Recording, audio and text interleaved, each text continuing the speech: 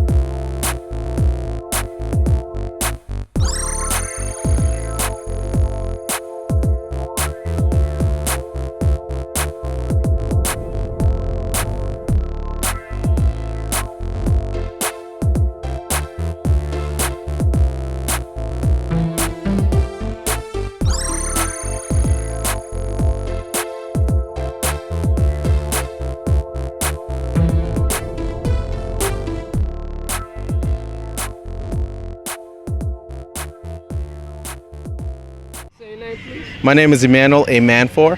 Okay. Now, Emmanuel, can you give the people a little bit of background about yourself? Oh, sure.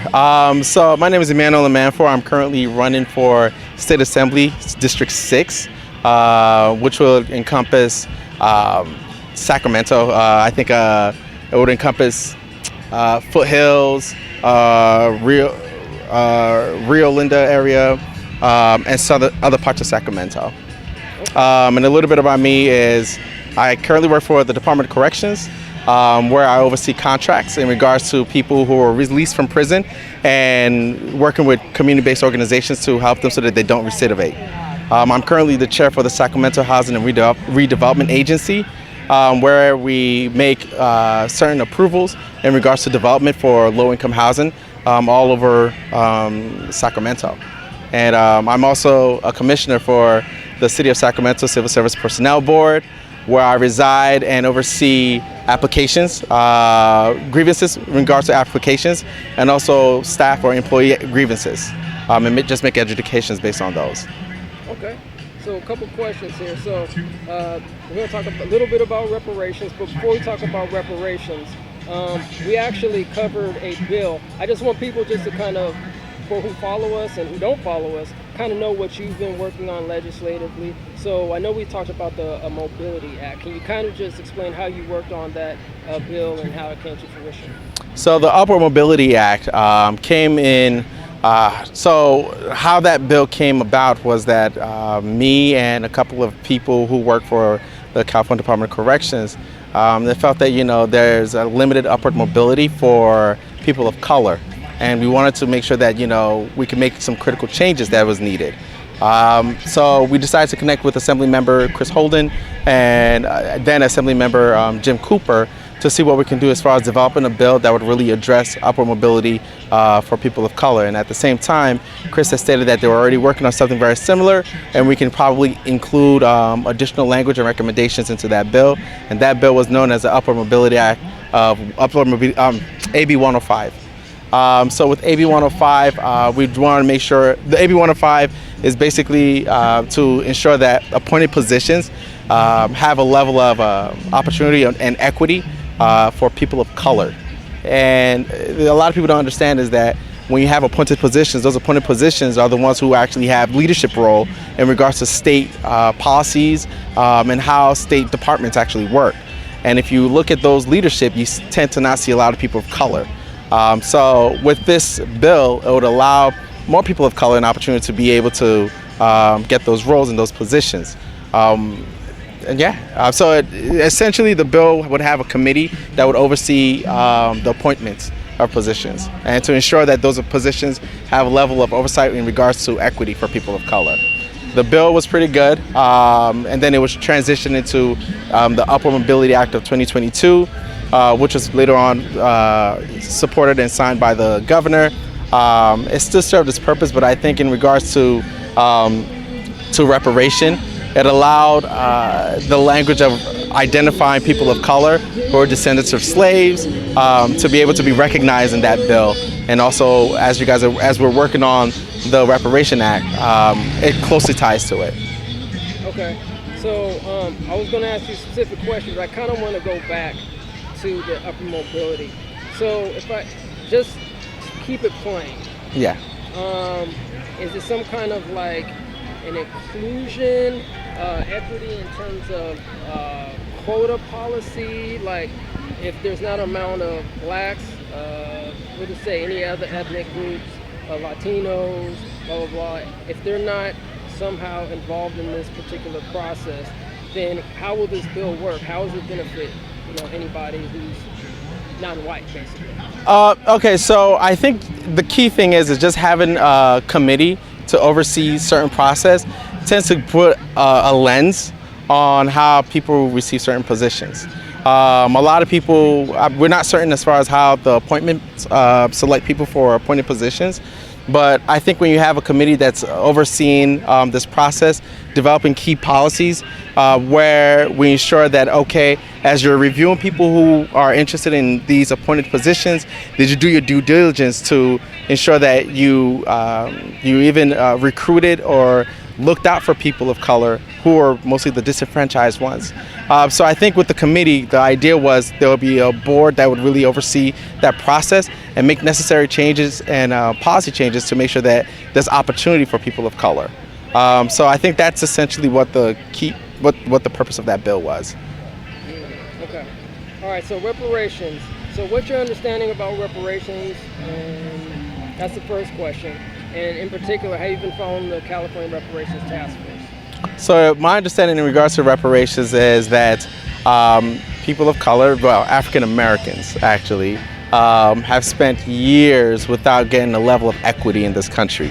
If you know, of course, 400 years of slavery, there's a lot of impact in regards to the descendants of slaves, both mental health and also financial implication.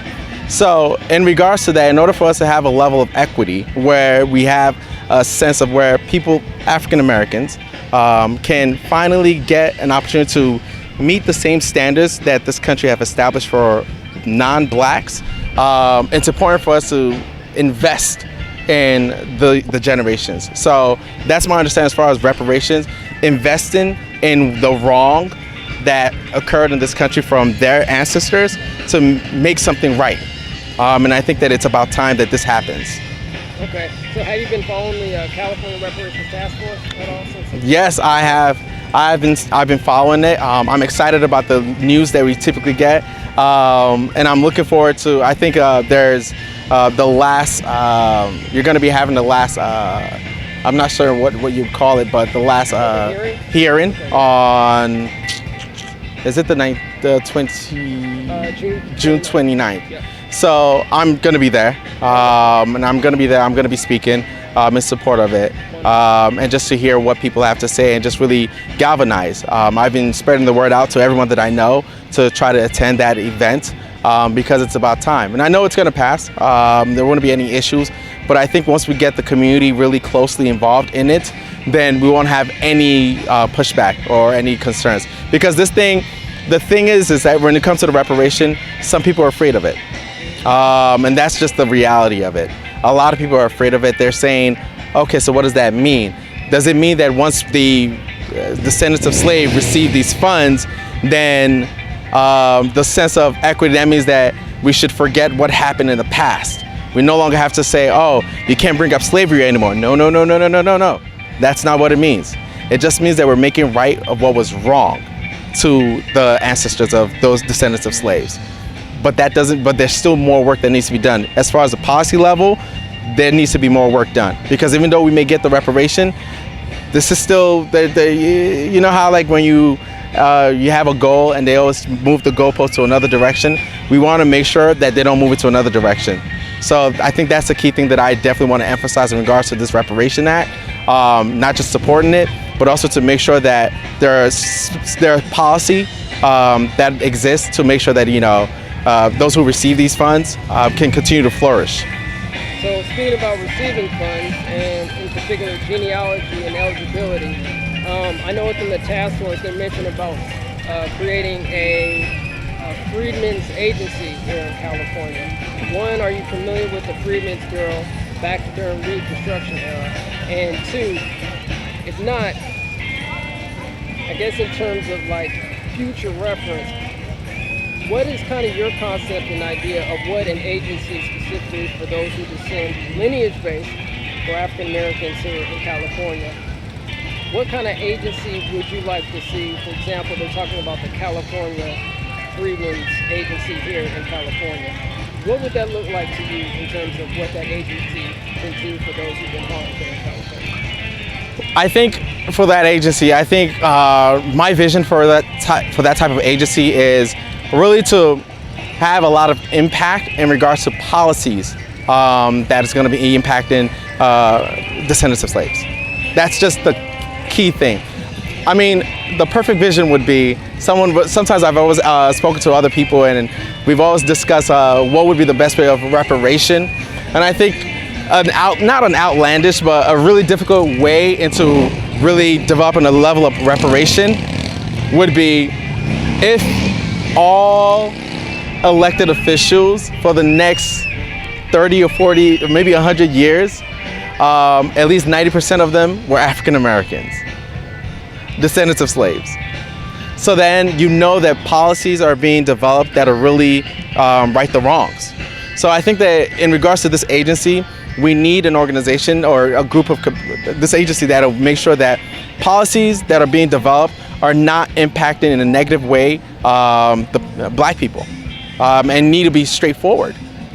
Because, you know, when it comes to politics, they typically hide information behind certain bills because they have ulterior motive. But I think this agency will make sure that, you know, they review those bills to make sure how much it would impact black people and to make necessary changes. And I also think it's important to spread the word out to get the community involved in these changes. So just making sure that, you know, in regards to this agency, communication regarding to any policies that are being developed and getting involvement from the community. Okay. Now, Emmanuel, where can the people reach you? Oh, so as I've said, I'm running for State Assembly District 6. You can reach me at info@Amanfor Assembly. So interesting thing about my last name is Amanfor. So one thing I would say is I am a man for the people. I am a man for the State Assembly. I'm a man for hope, and I'm a man for equity. So reach out to me. I'll be having a launch of my campaign in the middle of July. So I'm looking forward to having the community involved, because anything that I'm going to be speaking on, I want to make sure that I'm tapping into the community, knowing what the issues are, so that when I'm speaking to the assembly members, I'm making sure that I'm representing them. I am a man for the people, and I'm representing the people. So that's my goal. Okay. Is there anything else you want to say, man, before we the last thing I want to say is just, you know, we're celebrating Juneteenth. I'm glad that this is finally happening in a more consistent basis. I know it's been happening before, but nationally it's being recognized, which is a huge win for us. And there's still more work that needs to be done. Just to even speak about it, the state, working for the state, they say that, you know, you have a choice as far as taking that day off. And people, African Americans, are actually taking those days off, but I think it should be a requirement that people should take that day off to celebrate it. Similarly to how we celebrate Cesar Chavez, we need to be able to celebrate the freedom of our ancestors.